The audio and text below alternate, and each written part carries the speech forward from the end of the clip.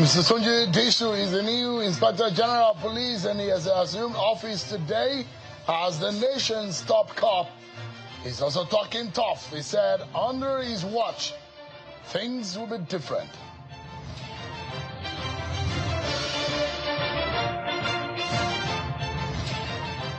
And who were the attackers, and how did armed men operate so openly in Benin City?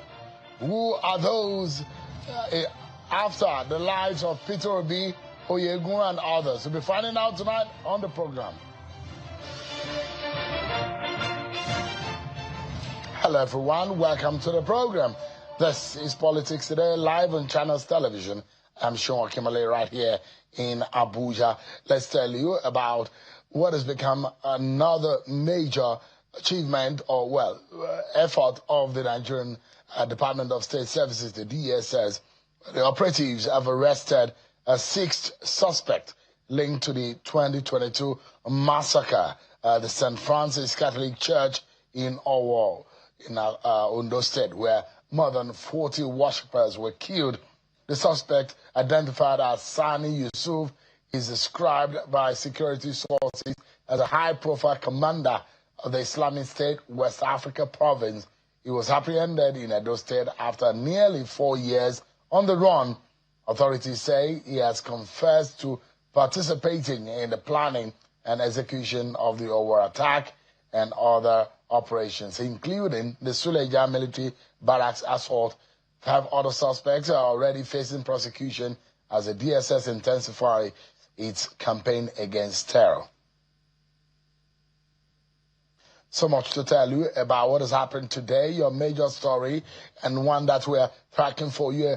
And we're also keeping our searchlight on what happened yesterday in Benin City, where the 2023 presidential candidate of the Labour Party, alongside a former governor of Edo State, John Odige Oyegun, and some chieftain of the ADC came under attack.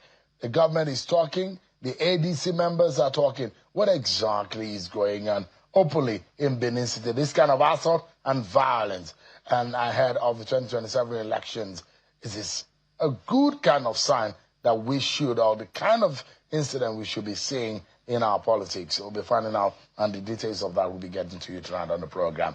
But before we get into all of that, let's tell you more about all of the political stories in our political roundup.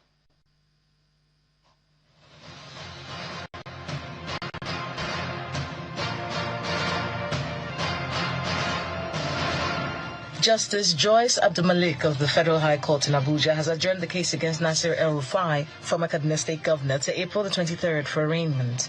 The DSS had filed a 3-count charge against him over alleged unlawful interception of communications following comments he made during a television interview. The court had fixed February 25th for the former governor's arraignment at the day's proceedings. However, the former governor was absent. The Labour Party says it will re-energize a strategic partnership with the Trade Union Congress of Nigeria and the Nigeria Labour Congress ahead of the 2027 general elections. Speaking at a high-level stakeholders summit in Abuja, the governor of Abia State and the caretaker committee chairman of the party, Nenadi Usman, says the alliance will position it to win the forthcoming general elections. The Independent National Electoral Commission has vowed to enforce sanctions on staff who compromised standards at the just concluded area council elections in the Federal Capital Territory. Chairman of the commission, Professor Joash Amumpiton, stated this at a meeting with resident electoral commissioners in Abuja. According to him, the commission has identified some staff and transporters who caused delays in logistic deployment, and they will be sanctioned. He also informed the gathering that the timetable for the 2027 general election will be reviewed. We have identified some of the staff in Kujeria Council and Kabusa Ward in the municipal that caused logistic delay, and have directed that they should be queried. In addition, the transporter that caused some delay in Kwali Area Council will be blacklisted. To Bayelsa State, where Dr. Peter Akpata has been sworn in as the Deputy Governor of the state to complete the remaining 2 years of the present administration, having been cleared by the State House of Assembly. The Deputy Governor's swearing-in ceremony took place on Wednesday at the Bayelsa State ESCO Chamber in Yenagoa, alongside the inauguration of 4 commissioners and 14 permanent secretaries. The Speaker at the Adamawa State House of Assembly, Honorable Wesley Bathia, has resigned his membership of the People's Democratic Party, alongside 14 other people PDP lawmakers in the Adamawa State House of Assembly. The Speaker made this known during today's plenary at the chambers of the Adamawa State House of Assembly. This comes as speculations intensify over a potential move by the Governor of Adamawa State, Omar Fintiri, to defect to the All Progressives Congress.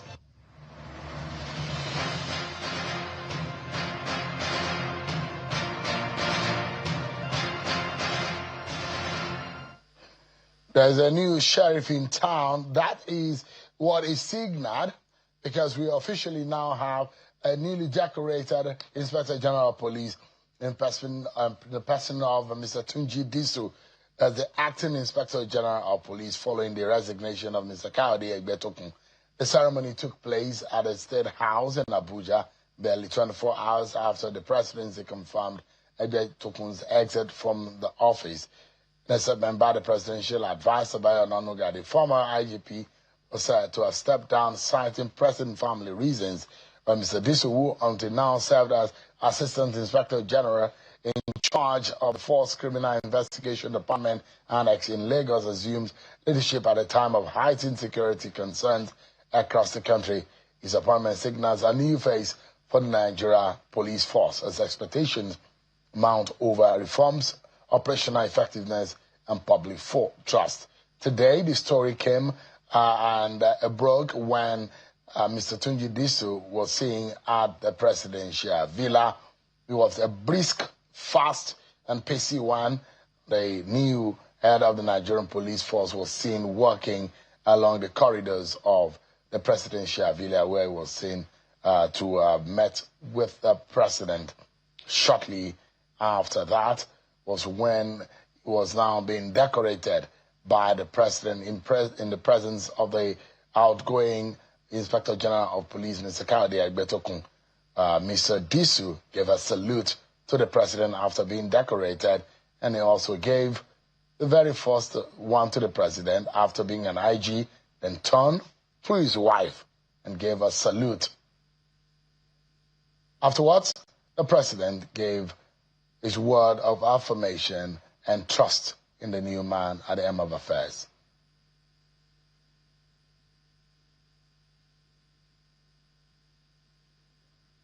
Your declaration today is not simply a conferment of rank, but a solemn charge to serve Nigeria with courage, integrity, and unwavering commitment to the Constitution.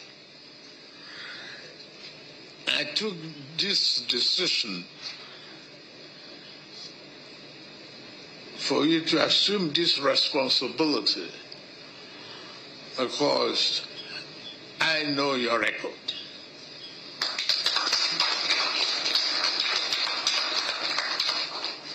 I believe in dedication that you've exhibited while you were in Lagos and I was the governor of Lagos State. And now you assume this responsibility at a defining moment for our nation's security, and expect you to strengthen the discipline, enhance interagency collaboration, and restore public confidence in Nigerian police. Lead firmly but fairly, demand professionalism at every level, and ensure that safety of lives and property remains our highest priority. Shortly after the ceremony at the presidential villa, they proceed to the force headquarters, where officially Mr. Kayode Egbetokun handed over a mantle of leadership at the police force to the new IG, Mr. Tunji Disu. But Mr. Egbetokun has a final word to say as he exits the force.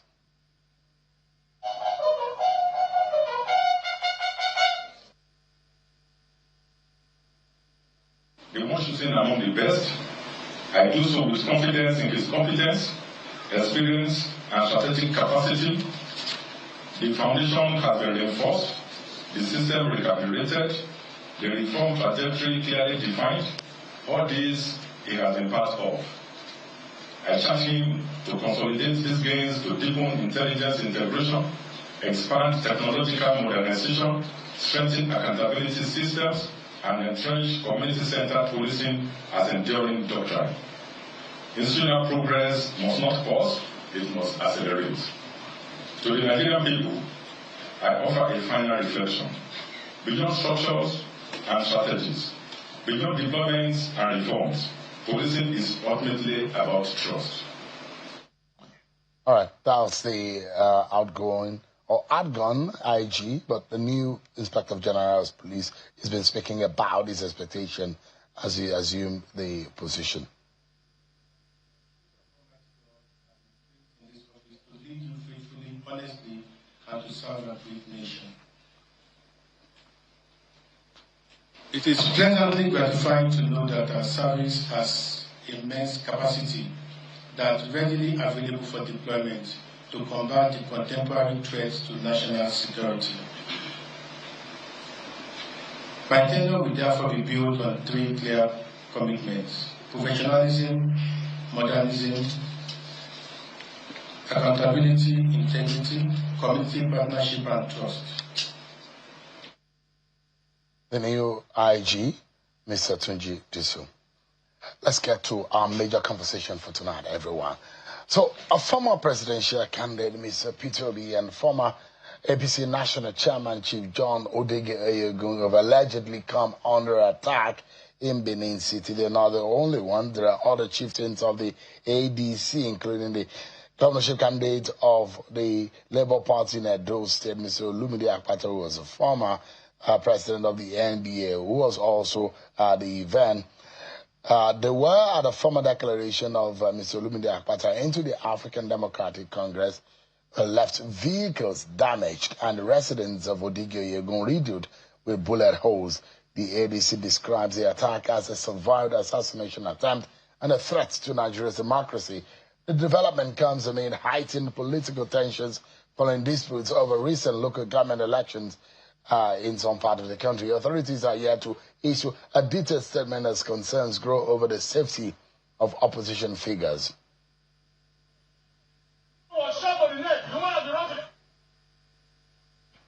I'm now being joined by a former president of the Nigerian Bar Association and the governorship candidate of the Labour Party in Edo State in the last governorship election in the state, Mr. Olumide Akpata. Thank you so much indeed for joining us tonight. Hi, Sean. Good to see you. Good to see you again. It's been a minute. It's been a minute, yeah. You escaped death by the whiskey season. I might not put it in those terms, but I was in harm's way. There's no doubt. I was alongside other persons. We were in harm's way. Definitely yesterday in Benin. We were thankfully, due to the efforts of some of the security personnel who were there, I think what could have been a very dastardly event was averted yesterday. So you guys were inside, and the shots were against the house. This was John Odegeogun's house. Yeah, so I think it's important we get the sequence right, or the timelines right.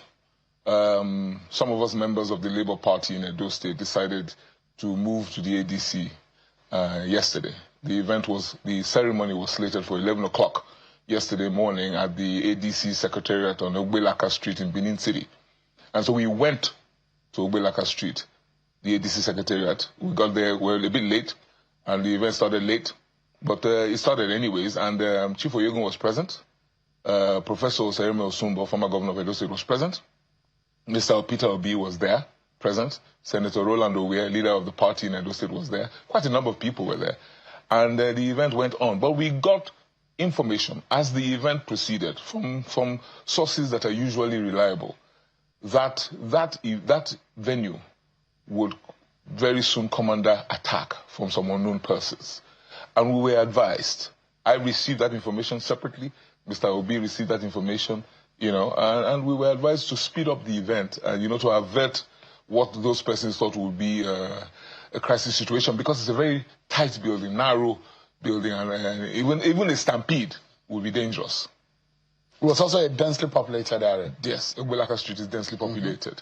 So we took that advice on board, and I was received warmly by the party leadership, presented with my party card.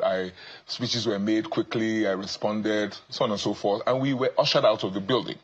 Those of us who were on the high table, some of the leaders, and then the people downstairs, because the hall upstairs is quite small, so people were in canopies downstairs. So they were also told, event is over, can we start going home? We got into our cars.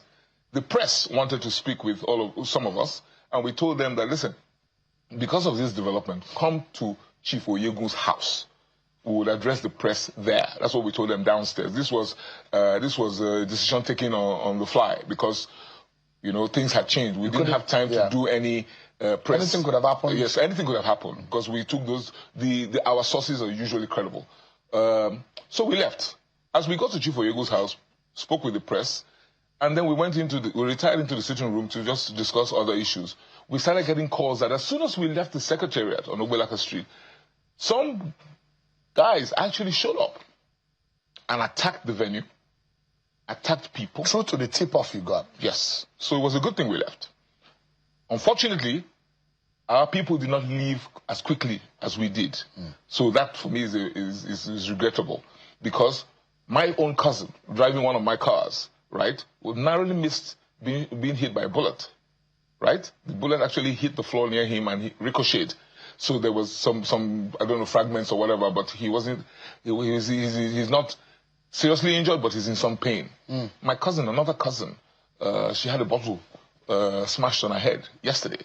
The DJ who was providing music at the event was beaten up, his equipment destroyed, his laptop taken. People wearing, anybody with the ADC cap, quite a number of them were attacked by these persons at the Ogbelaka Secretariat. So while we were, just trying to digest this information, so the chairman of ADC was there, in the state was there at Chief Oyegun's residence, so he was on the phone, calling and trying to make sure that at least we sent people back there to try and, rescue, save the situation, if I may call it that.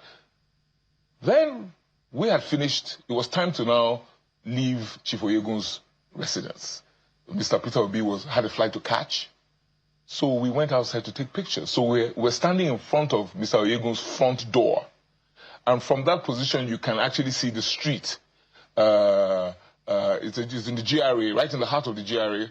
Next door to Chief Igbenedian's residence, next door to what used to be the Motel Benin Plaza. Very well, literally a couple of minutes from the government house. So standing there, about to take pictures, we heard gunshots. Serious gunshots. It was like major.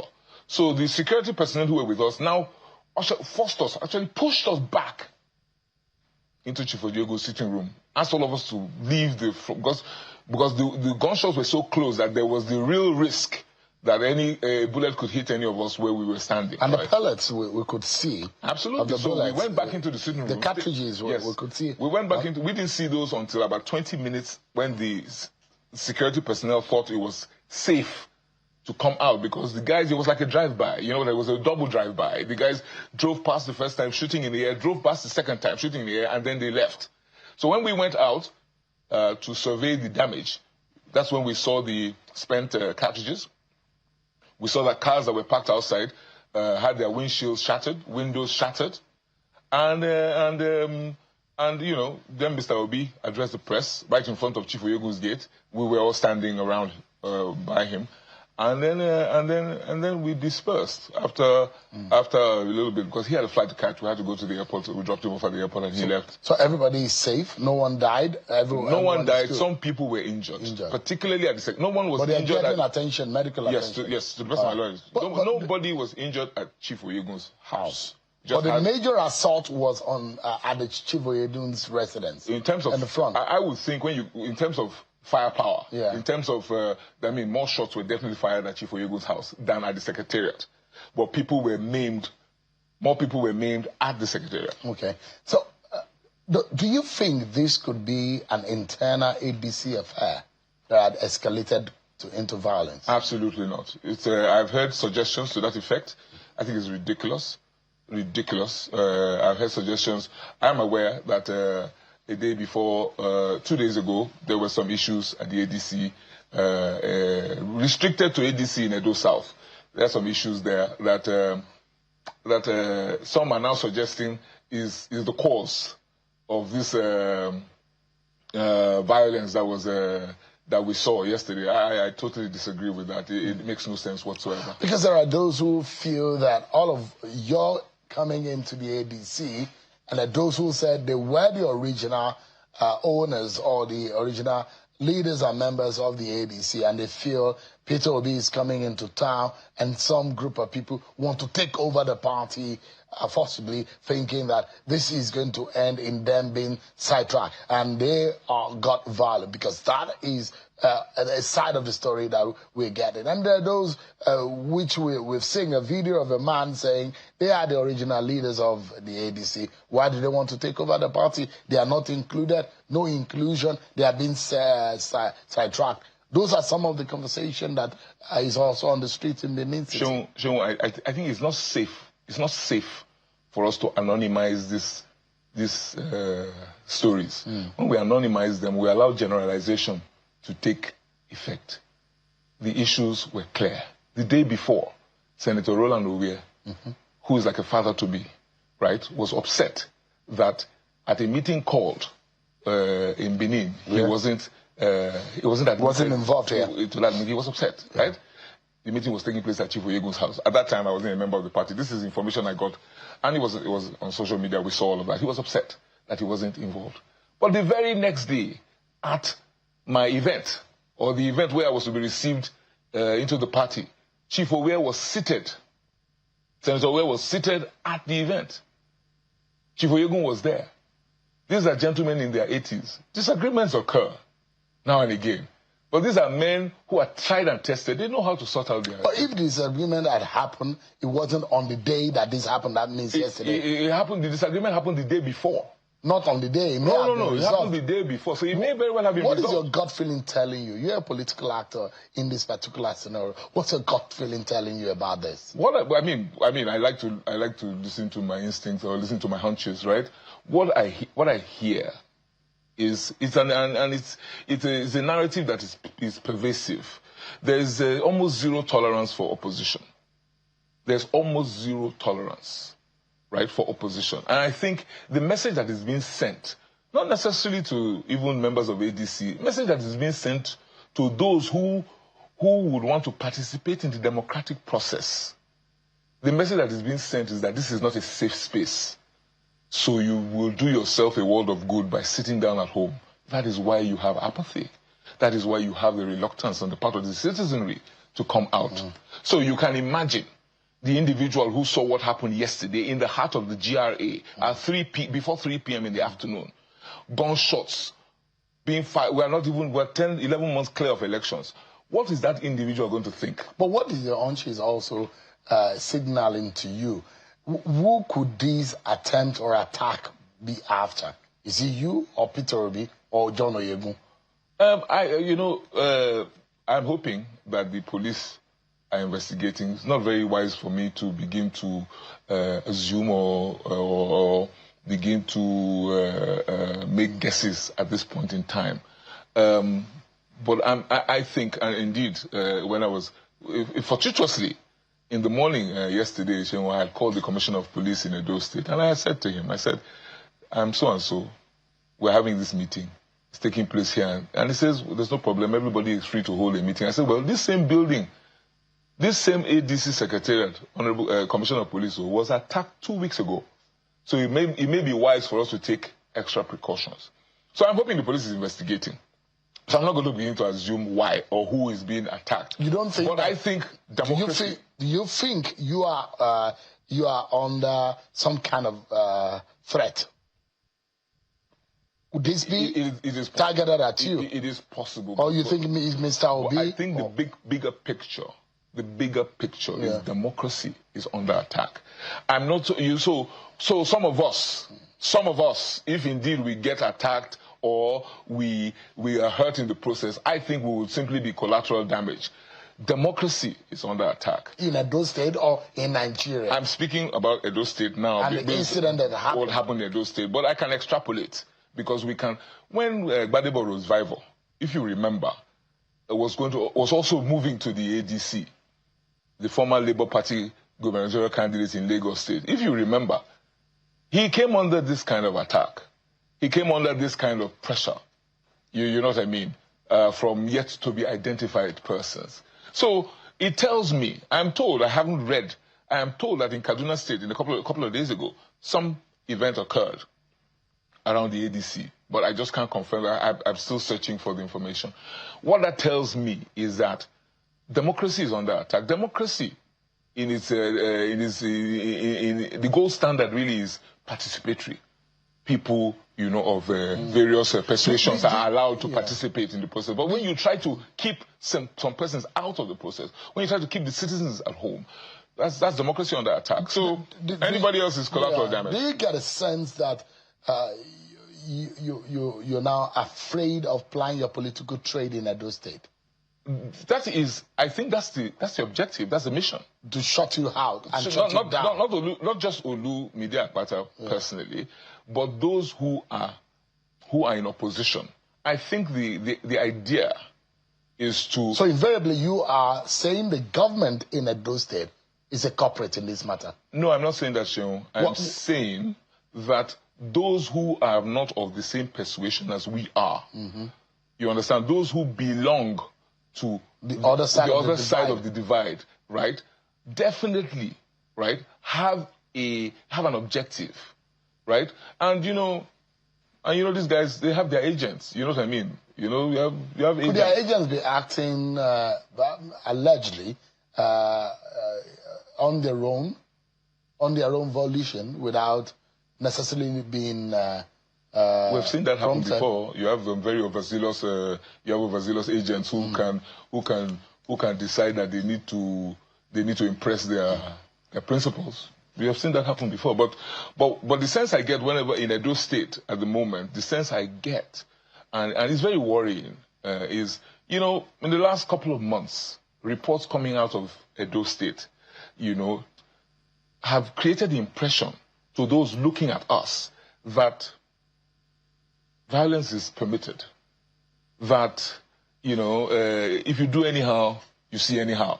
You know, that kind of attitude. That's the politics of violence. But it's permitted. But what I mean, why do you move to the ADC? Well, I moved to the ADC because I belong to a group who believe that a better Nigeria is possible. We were members of the Labour Party.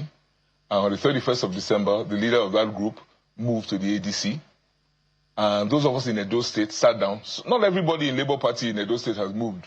I don't want to create that impression. But quite a number of us decided that that journey to a better Nigeria that we think is possible will be best traveled on this platform, the platform of the ADC, to work with our leader, Peter Obi, to try to actualize that objective. So Labour, you're done with Labour Party? Yes. I have moved to the ADC.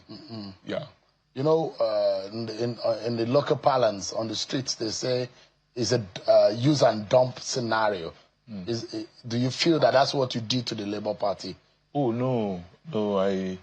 I was an integral member of the Labour Party. I added value to the party. I worked very hard with the party. The election I ran was in 2024, right? We have reached a point now where we are heading towards 2027 presidential elections. Mr. Peter Obi has moved to the ADC. Some of us want to add value and support him. So we've moved to the ADC. Use and dump, I don't think so. There's an objective, and we're trying to achieve that. You will find out that even those who remain in ADC, those who remain in Labour Party, they still support Mr. Peter Obi. But Labour Party for you is not as viable as you will imagine the kind of political platform you want to belong right now. Labour Party, as far as the presidential elections is concerned, right, is still, because of the crises that have plagued the party, which thankfully I see have been resolved. Thankfully, we're grateful to God for that. Because of the crises, there is, which I believe is what has informed Mr. Obi moving to the ADC, very difficult to achieve the kind of traction that you need to achieve before the 2027 presidential election. So do you see yourself going back to the Labour Party? I don't. I think that's kind of premature. We're the ADC. So you don't have a problem with the Labour Party. You just think ahead of the presidential election, you need to belong to a group that is viable. Is that right? I have a problem, right, with the how do I put it? The many unresolved issues. Okay. Right, I don't want to spend the time apportioning blame. An encumbrance. I have a problem with the many unresolved issues at the Labour Party end that took us so long. Right, we are still in the process. Oh, sorry, not we, because I moved now. They are still in the process of trying to resolve those problems. I think that is a major problem, and many of us did our best to try to see how we could bring those issues to be resolved as quickly as possible, but it became intractable. To wrap up this conversation, Mr. Akpata, Peter Obi, in your sense, is your candidate ahead of the presidential election, and you imagine that is the man you will be supporting. Oh yes, if he gets the ticket. Mr. Peter Obi is just as I supported him while he was in the Labour Party, right?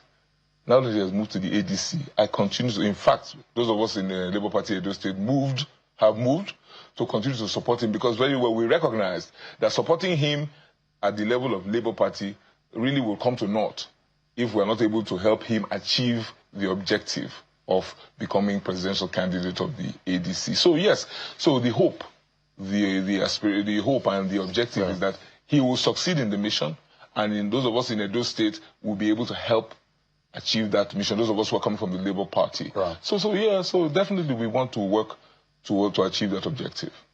Olumide Osaigbonfo Akpata, a former president of the Nigerian Bar Association and the Labour Party governorship candidate in Edo State in the last election.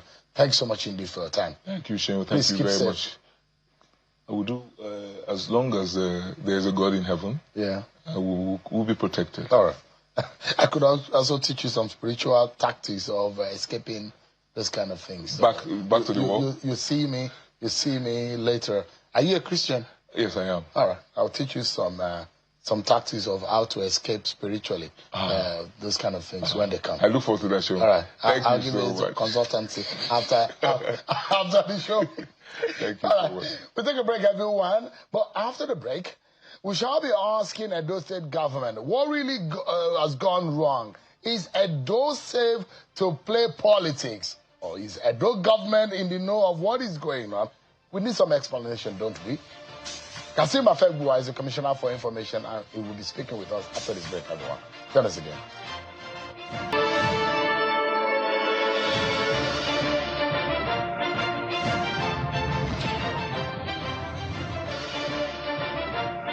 Thanks so much, everyone, for staying with us. I'm now being joined by Mr. Kasim Afegbua. Who is it? Oh, yeah. Okay. You started again. Of a population of less than 100,000 people. I'm a prince of a very big town. Which town? I'm just dedicated to doing this job. I should have been in the palace running the affairs of my people. Prince Kasim Afegbua is the Commissioner of Information in Edo State. Thanks so much for joining us tonight. Yeah, it's a pleasure. Thank you very much. I appreciate it. Yeah. Why is your government anti-opposition? I think that would be a statement that cannot be located within the axis of the APC-led government in Edo State. We tolerate opposition. We get criticized almost on a regular basis by members of a factional PDP. We respond to them using argument, using, undeniable facts and figures, statistics. And we believe that politics is a contestation of ideas perspectives, sentiments, and your ability to deliver on your promise would naturally respond to the litany of criticism that may greet you while you are presiding over the state. And so it would be wrong for anyone to say we don't tolerate opposition. We've always been tolerating them. We fought a ruling party, we defeated them, even though they were factionalized, part of which have now exited to the ADC now. And we are still very much solid as a united APC. But explain to us, Mr. Fegua. Yes. You are the APC Governor Monday Okpebolo is at the helm of affairs, and there should be an explanation as a chief security officer of the land. What is the government, what information does the government of Edo State have as regarding what happened? The likes of eminent personality like Mr. Sumbo, John Oyegun, Peter Obi, Olumide Akpata, these are eminent Nigerians that came under attack and under fire. What explanation does the government of Edo State have on this one? First and foremost, you whip up sentiments, and very undue one when you say people are eminent personalities. And in a democracy, it is a leveler for everyone, first and foremost. That must be established, because every individual carries a vote. That's why they say one man, one vote. That is settled. And in a democracy, everyone is free to participate. And even in political parties, they call it free exit and entry. Just like you asked Olumide Akpata just now, he was candidate of the Labour Party. Now he has exited to the ADC and all that. You see, the point is, the governor, we were all in Abuja when we heard about the incident. And immediately, he called the commissioner of police and informed him that he wants to get a report on this particular issue. I was reading the statement by the commissioner of police and what transpired, but they said they have commenced investigation until the report of the primary investigation is carried out or submitted to the governor. We may not be in a position to say this is exactly what happened, but from the feelers we get from our people on ground, generally when people, because there are reporters that cover that incidents and all of that, and there were also issues that snowballed into this on Monday. There were crises of the party on Monday at the residence of Chief Oyegu, when some complained that they were locked out of a particular meeting, comprising leaders of the party from Edo South. And to that extent, we saw the kind of altercations, insult, angers, and tempers that were freely on display, not just by Chief Roland Owe, as identified by Olumide Akpata. There are also other persons. Bibi was one of them. In UK is another. Quite a number of persons. They were complaining that Oyegu was shortchanging them, and they were not going to take that lightly. If you hear that a particular witchcraft cried yesterday, and a son or a child dies today, according to the Yoruba, adage or proverb, they say, "Who does not know that it is the invariably in clear and straight terms"?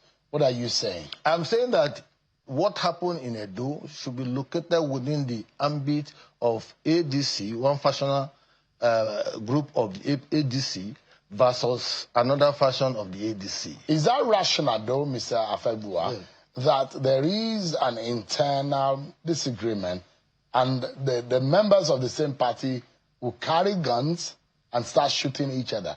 Does that make sense? Have you forgotten that a lot of these persons are coming from Labour Party that is notorious for crisis and all kinds of fisticuffs? Have you forgotten the story of Labour Party, Aburi fashion, the Nadi Usman fashion, the Peter Obi and all of that, prior to the election, after the election and all of that? Why are they exiting from Labour Party if the party was not riddled with crisis?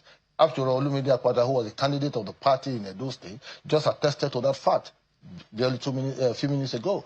So the point I'm saying that I think Labour Party and some of these opposition parties are notorious for all kinds of crises. If the likes of Chief Roland Owe got angry on Monday because of what happened, but the same Chief Roland Owe was there on the high table with them in that house, how would you suggest that? So you have been reporting politics, you have been discussing politics for a long time. I think you tend to underrate politicians generally. You see, you may see someone sitting down in a meeting with you. They say it is difficult to deconstruct the mind's what is in your mind from a facial construction. If people are disgruntled, do you have time to interact, engage with your followers, to tell them this is the new position of things, barely 24 hours? That's the issue. Because the anger we saw on display on Monday was formidable anger. And they have a reason to do so. There was no name they didn't call Chief Oyego. They called him all kinds of names. And they ridicule him and reduce his status. So it does look like the Edo State government has concluded that this is an ADC affair, yes, without even the police coming out with their own investigation and report. We have our own CSOs, as chief security officers, government house. We have our other intelligence officers who work for governor, not necessarily for the police, who work for governor to secure the government house. And don't forget that Oyego's residence is just adjacent to the government house. In fact, they are sharing the same fence with the official residence of the governor on the other side. So if we want to go by the kind of information we've gotten from them, it is safe to conclude that it was ADC versus ADC. A lot of us were in Abuja here. We were not in Benin, but on Monday we were in Benin. We witnessed what happened. I personally made a detour from getting to Chief Oyego's house, taking through Okada Avenue to navigate the government house when I saw this crisis that was on because the allegations by Mr. Akpata is that the political atmosphere in Edo State is now unsafe, and that opposition is now being muscled and such that there is a threat on the opposition from plying their political trade in the state.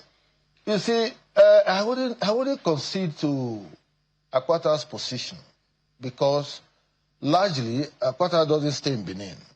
He stays in Lagos. He lives in Lagos. And he's been coming to Benin and going back without molestation, even though we are aware that his political status is that of opposition. We don't quarrel with people coming to criticize us. We are working. We are doing what we can do based on the promise we made, in seeking the mandate of Edo people during the elections. And so, to a very large extent, we are good with opposition. But the point must be made that, you see, part of the reason why the governor made, a statement in July last year, to the extent that anytime Obi wants to come to Edo, he should please inform the state government. People misinterpreted it. But because he's a politically exposed person, we expect that he will extend the courtesy of informing the government of the day. But is that a standard practice? Does that make sense? It makes a lot of sense. He has been a former governor, 2 terms and all that. And given politics of opposition and all this kind of altercation, tempers and angers and all of that, anything can happen. You remember the one of July that there was a crisis at St. Philomena where he went to make donations. And there were all kinds of news flying around here and there. And we are saying that, okay, fine, if that is the case, give us the responsibility of you being our liability. When you are coming, inform us. We'll provide you additional vehicles. We'll give you protocol. They will receive you at the airport, take you to where you are going. When you finish, you go back. This is how the governor said it that time. And perhaps a lot of people feel that it's a language of deterrence to opposition. And I'd like you to speak to it. Take a listen, and I remind everyone what Governor Okpebholo said. And opposition are holding on to it, and they said this is the reason why they don't feel safe. Now, since you're here, you can be able to clear the air and explain what exactly the governor meant from that statement. Take a listen. Be it.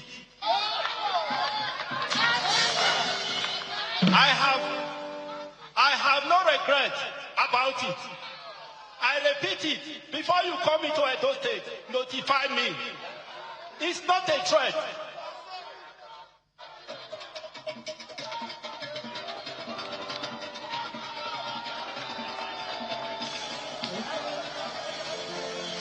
All right, then. So that's the governor of Edo State. You see, he has even put a rider. It is not a threat. He's just saying, when you are coming to Edo, inform me. And you see, there are protocols that are permissible within the ambit of governance, to the extent that if a former governor is visiting us, he's not the only former governor who has been visiting Edo or who has been. There are others who have come to attend one event or the other. Even the former Vice President, Professor Emil Sibanjo, came recently, late last year, to attend an event, and the government extended protocols to him that is due to him. Obasanjo will come and attend the event, the Western protocol. Former President Jonathan will come to it, the Western protocol. It's just the normal thing to be sure that, okay, we are aware. So anyone who does not accept protocol is not safe? No. You see, this is the issue. You see, the political atmosphere is volatile. Let me put it that way. To the extent that there are people who act on behalf of others. You don't even, just the sentiments of it. You don't know who likes you, you don't know who hates you. And in politics, what you try to avoid is a situation where you become helpless. And so in such kind of scenario, that's where you need government of the day. If you come to Edo, for example, you say you are coming and all that, and we provide you all this. If such a thing happens, the blame will be entirely on our neck. All right. Don't also forget that Peter Obi came the first time, there was crisis. He came the second time, crisis. And don't also forget that within the Labour Party, they are a party of crisis. And it has exited from the Labour Party crisis without being able to resolve the crisis, which will have defined his leadership credentials. And now he has come to ADC, a party of disgruntled elements, looking for a safe platform to express their political aspirations. No doubt. But please don't come and pollute the atmosphere of Edo in such a manner that whatever happens within your party, you will not want to wear us the crown. So Peter Obi is a problem to Edo government? No, it's a problem to the politics, of Edo, because any party he belongs is crisis. Olumide alluded to it just now. You see, you cannot be in a party, Labour Party, you created factions and all that, you couldn't resolve this crisis, and you have exported the crisis to another party, ADC, members of which are essentially from PDP and Labour Party. All right, give me a moment, Mr. Afegua. We're due for another break, and we'll come back to wrap up our conversation.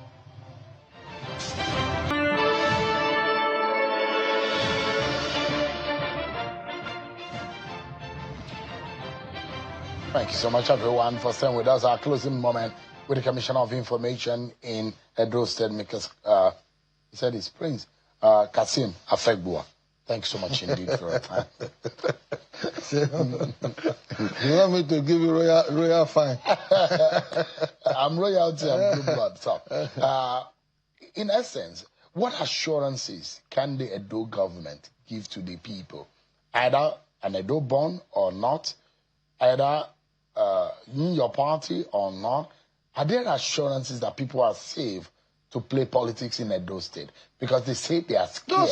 Those who are playing politics in Edo are still located in Edo. But those who are used to crisis are those who we are pleading with to please save Edo the augury of putting us in the national news for the wrong reasons. You see, I've given you a trajectory of the nomenclature and the primatur of Labour Party, urban issue.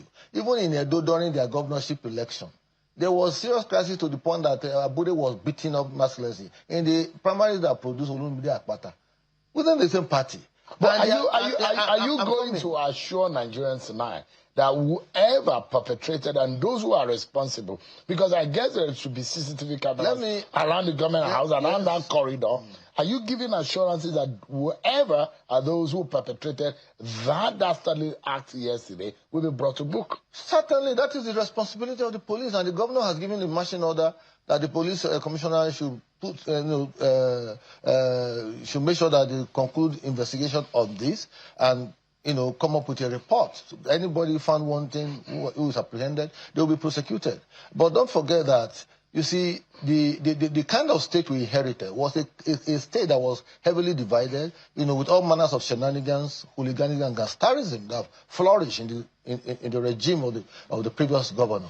Don't forget that Monday Okwebolo, the governor of the state, oddly was killed when we were doing campaigns, and when we intend to, arrest or petition the police and all that, they were playing a ding-dong affair. At the end of the day, the previous governor harbored them in government house where he enjoyed immunity, and as soon as he was leaving, they bolted away from the country with him. We can't find any of them now. And so, you see, they already have a history or a trajectory of causing crisis here and there. And we are saying that, please, you will never hear APC fighting APC or APC causing crisis anywhere. We contested unpopular votes, and we won the election, fair and square. They are still the ones that they have not come to terms that we have finished the elections and we have decided to move forward. And so, please, help us plead with the new ADC now. They say they are new party. They should not export or import the crisis of Labour Party to bear in ADC and also pollute the political atmosphere of Edo State. Where peace-loving people will love to engage, will love to interact. Edo is heavily mobilized, heavily conscientized and enlightened people. Even the ordinary Bolly woman selling Bolly on the street understands what is happening. And so they know themselves. They should please talk to themselves. Prince Kasim Afegbua is the Commissioner for Information in Edo State. It's probably going to Okpela. Well, just a very small village in Edo State. Thank you, for talking tonight. And that's our show for tonight, everyone. Many thanks for watching. I'm Sean Kimale. God bless Nigeria.